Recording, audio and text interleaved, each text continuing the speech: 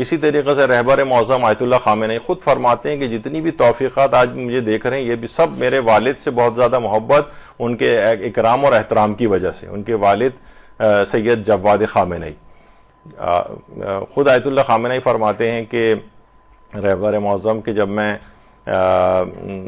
قم کے اندر تعلیم حاصل کر رہا تھا تو اسی زمانے میں میرے والد کی پہلے تو اس سے پہلے میں نجف میں تھا، تو ان کے والد نے کہا کہ نہیں تم ایران واپس آ جاؤ۔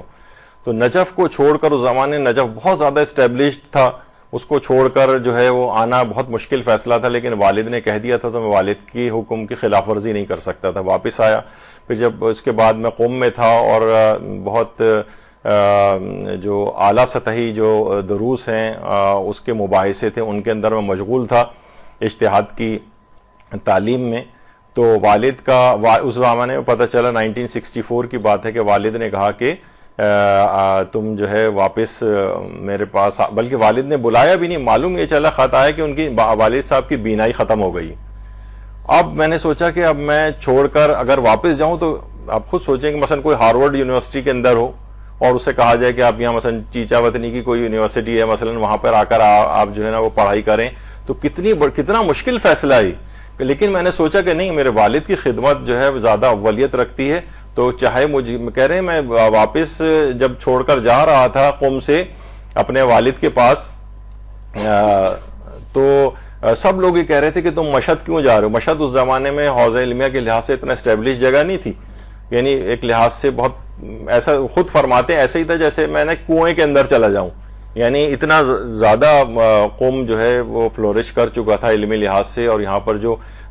تربیت ہوتی ہے علمی لحاظ سے اس زمانے میں مشہد میں اس قدر نہیں تھی، تو اور آج بھی ایسا ہی ہے۔ تو کہہ رہے ہیں لیکن لوگوں نے بھی اعتراض کیا کہ تم کیوں چھوڑ کر جا رہے ہو؟ میں نے کہا نہیں، والد کی جو ہے وہ میں زیادہ اس موقع پہ خدمت کرنا چاہتا ہوں۔ اور پھر لوگوں نے بھی کہا کہ واقعتاً کہ وہ شخص کہ جو کہ والد کی وجہ سے اس علمی دنیا کو چھوڑ کر جو ہے وہ قوم سے مشہد چلا گیا تھا، کسی کو کیا پتا تھا کہ اس کے بعد اس کے 25 سال بعد ہی یہ اتنے بڑے مقام کے اوپر پہنچے گا، اور آج عالمی طاقتوں کو کیسا ناکو چنے جو ہے وہ چبوائے ہوئے ہیں اس نے، اور کس قدر انقلاب اسلامی کا ایک رہنما بنے گا، اور آج تک اس طرح سے ان کی جو ہے وہ رہبری جو ہے وہ چلی آ رہی ہے۔ تو یہ خود فرماتے ہیں کہ یہ جتنی بھی توفیقات ہیں یہ اپنے باپ کی اس محبت کی وجہ سے، اس اکرام کی وجہ سے،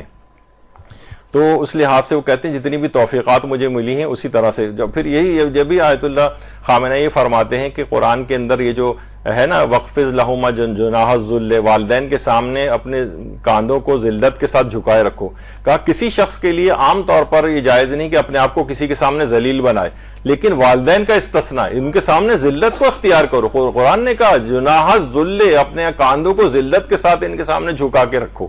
ان کے سامنے اکڑ کے نہ رہو۔ کہا کہ استثناء ہے صرف والدین کے لیے، ورنہ حکم نہیں ہے کہ کسی اور انسان کے سامنے انسان جو ہے وہ ذلت کو اختیار کرے۔ تو بہرحال یہ انہوں نے اپنے کاندھوں کو جھکایا، اور اتنا پروردگار نے عروج عطا کیا۔ آپ دیکھیں آیت اللہ خوئی کا علمی عروج، آیت اللہ خامنئی کا علمی عروج، اس سے پہلے آپ نے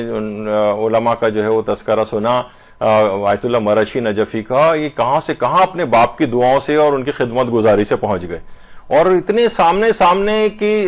جنت اور اتنی کامیابیوں کے نسخوں کو چھوڑ کر ادھر ادھر کے نسخے تلاش کرتا پھر رہا انسان۔ تو بہرحال علماء کے اندر یہ ہے کہ جو واقعتاً اس بات کو سمجھ جاتے ہیں، خود بھی چاہے داڑیاں سفید ہو گئیں لیکن اپنے والدین کی خدمت گزاری میں اب بھی جو اس واقعتاً اس کی اہمیت کو سمجھتے ہیں۔